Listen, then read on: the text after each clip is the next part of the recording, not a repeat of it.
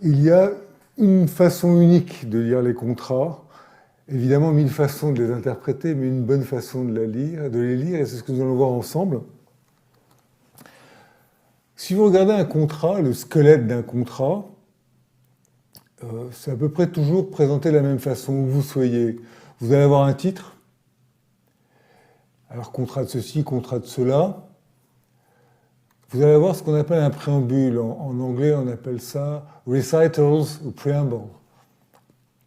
C'est-à-dire l'introduction et des acteurs du contrat et du jeu auquel on va jouer. J'aurai l'occasion de revenir sur ces questions-là.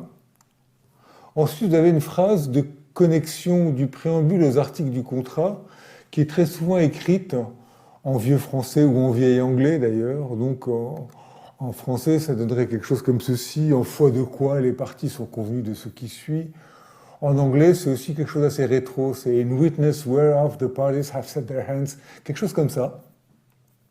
Je ne saurais vous dire pourquoi, à vrai dire, mais bon, c'est comme ça. Ensuite, on passe aux articles proprement dits.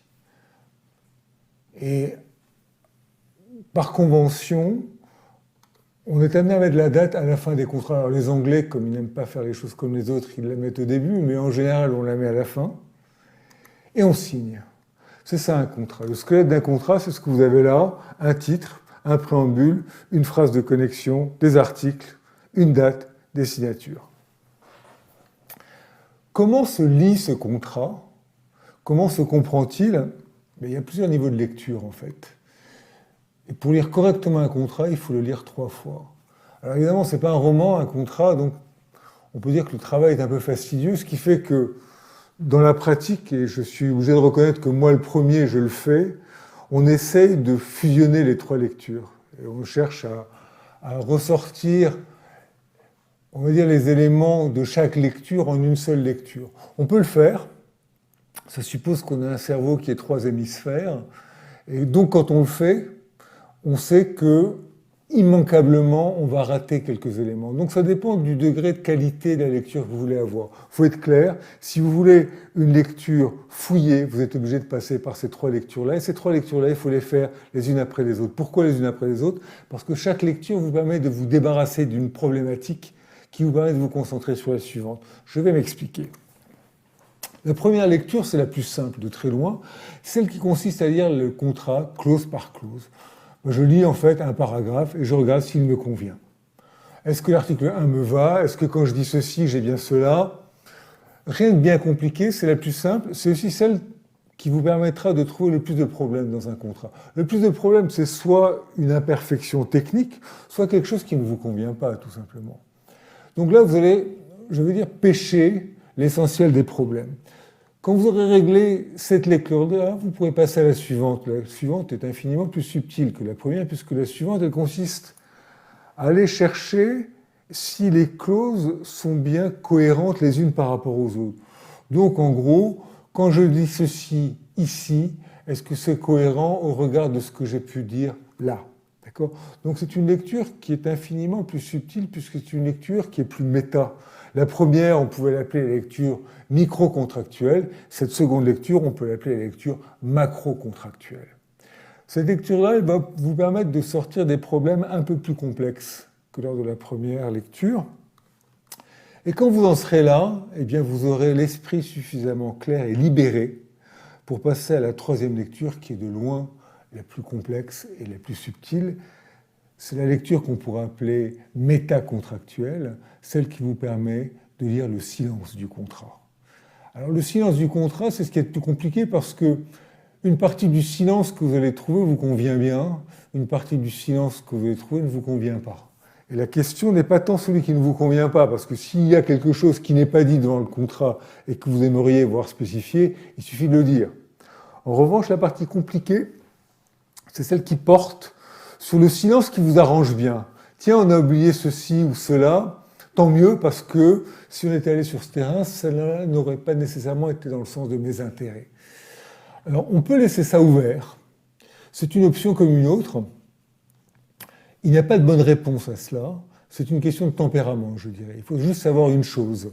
C'est que lorsque vous laissez le silence, vous devez savoir que l'autre ne l'a pas nécessairement vu. Et s'il ne l'a pas nécessairement vu, vous ne pourrez jamais prétendre qu'il y a eu accord sur ce volet implicite, entre guillemets, parce qu'il n'y aura pas de volet implicite, il y aura juste deux compréhensions possibles d'un même contrat. Donc, est-ce que je laisse ou est-ce que je ne laisse pas le silence dans mon contrat? C'est une question d'aversion au risque, je dirais, sachant qu'il y a un silence dont on ne veut absolument pas, c'est le silence qui nous dérange.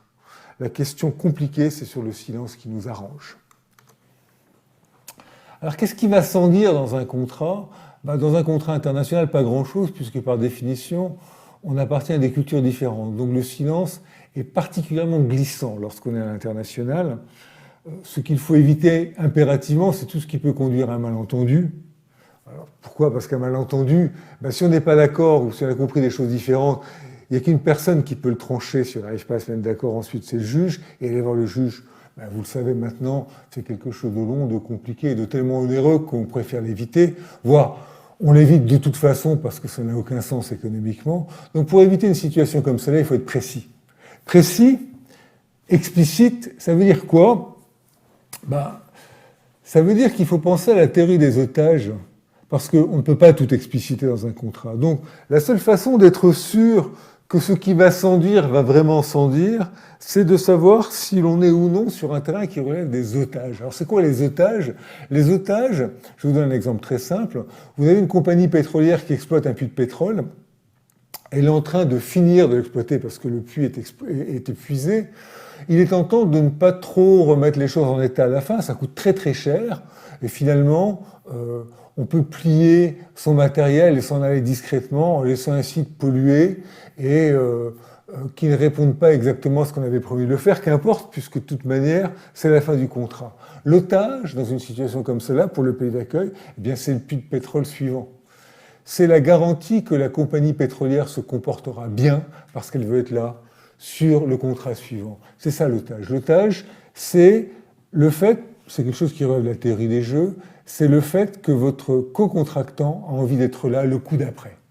Donc, il y a plein de façons de regarder les otages. Ça peut être ce que je viens de vous décrire, une idée de contrat suivant. Ça peut être aussi les pièces détachées d'une machine. Je vous vends une machine que vous me payez en 10 fois. Pourquoi me payer la 10e fois puisque vous avez déjà la machine? Tout simplement parce que il y aura un jour un besoin de pièces détachées. Et si vous ne pouvez vous les procurer que chez moi, nécessairement, vous me paierez vous ferez ce 10e versement parce que l'otage, ce sera mes pièces détachées. Ça peut être la réputation.